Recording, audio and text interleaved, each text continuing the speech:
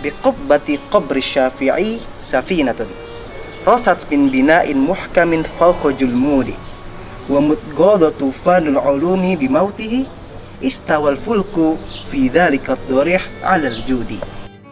مولاي صل وسلم دائما أبدا على حبيبك خير الخلق كلهم.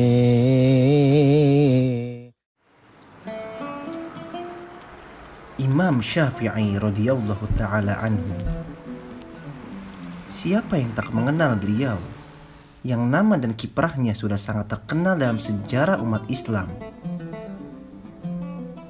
Beliau diakui sebagai mujtahid brilian pendiri mazhab Syafi'i, mazhab yang dianut oleh mayoritas penduduk di Asia Tenggara, tak terkecuali Indonesia. Imam Syafi'i adalah sang traveler muslim sejati. Sejak kecil berkeliling antara Hijaz, Irak, hingga Mesir demi mencari ilmu dan ridho ilahi.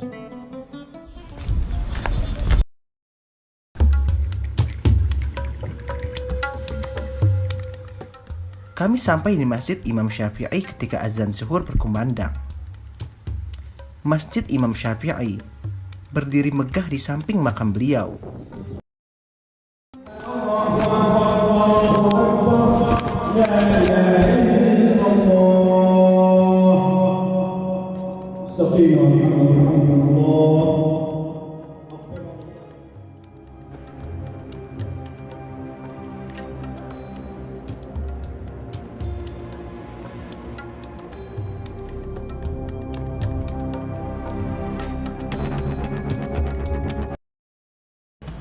Meskipun terik matahari begitu menyengat, masjid dan makam Imam Syafi'i nyaris tak pernah sepi dari pengunjung setiap harinya. Makam Imam Syafi'i sendiri sejatinya baru selesai restorasi atau perbaikan selama hampir 5 tahun.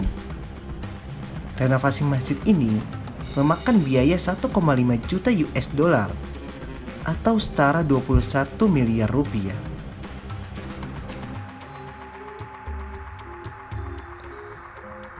Di bagian luar makam, kita bisa menyaksikan beberapa panel yang menggambarkan proses restorasi.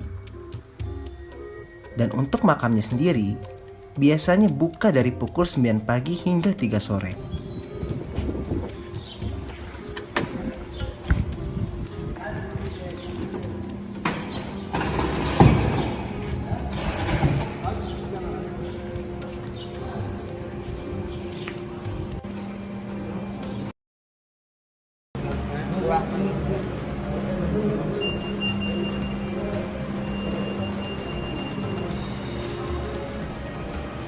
Sini kan juga dipakai deh. Sendalnya taruh mana? Sendalnya taruh mana ya? Enggak tahu. Kayaknya di situ. Mana? Mana?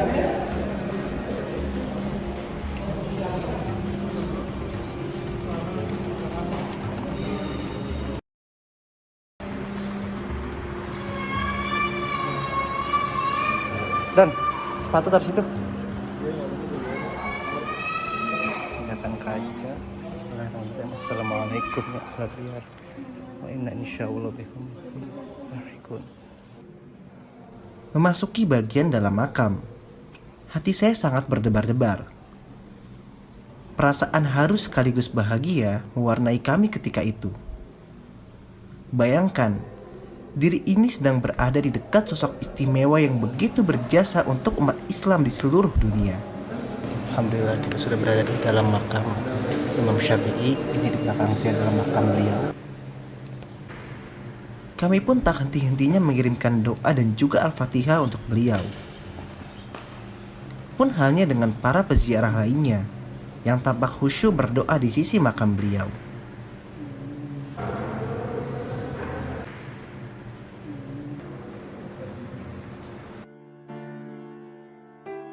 Imam Syafi'i wafat di Kairo pada akhir Rajab tahun 204 Hijriah di usianya yang ke-54 tahun.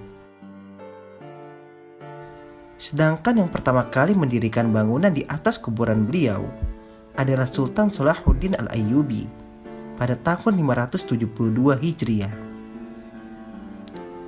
2 tahun setelah itu, baru dibangun peti kayu indah yang menutupi kuburan beliau.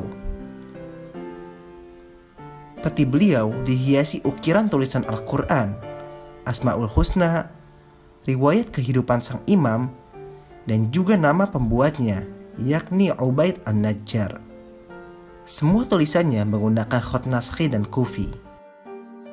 Di dekat makam beliau juga terdapat kuburan tokoh-tokoh mulia. Di antaranya adalah Sultan Al-Kamil Muhammad bin Malik Al-Adil.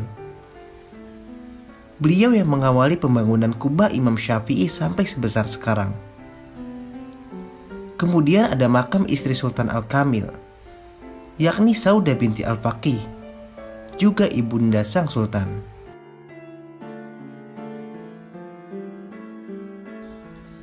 Pada dinding selatan makam, terdapat 3 mihrab besar dengan balutan marmer putih dan bagian atasnya dihiasi oleh ukiran kayu.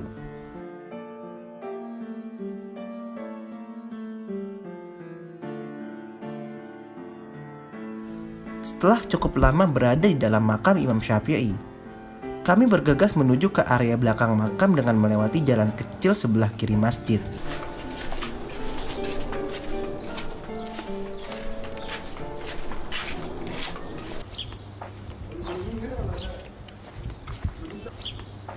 Di sana kita bisa menyaksikan kubah yang menutupi bangunan makam dengan ketinggian 27 meter dari permukaan tanah.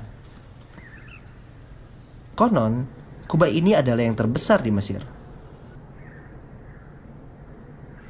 Jika pada umumnya di atas kubah terdapat bulan sabit, namun di atas kubah sang imam terdapat perahu kecil yang terbuat dari tembaga. Hal ini menjadi simbol keilmuan Imam Syafi'i yang seluas samudra.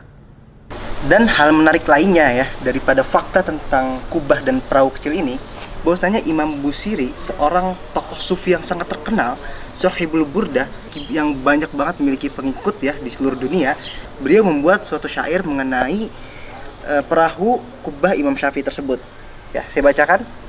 Biqubbati qabri Syafi'i safinatun, rasat min bina'in muhkamin fawqa julmudi, wa mudghadatu fanul ulumi bimautihi, istawal fulku fi dzalikat dorih 'alal judi.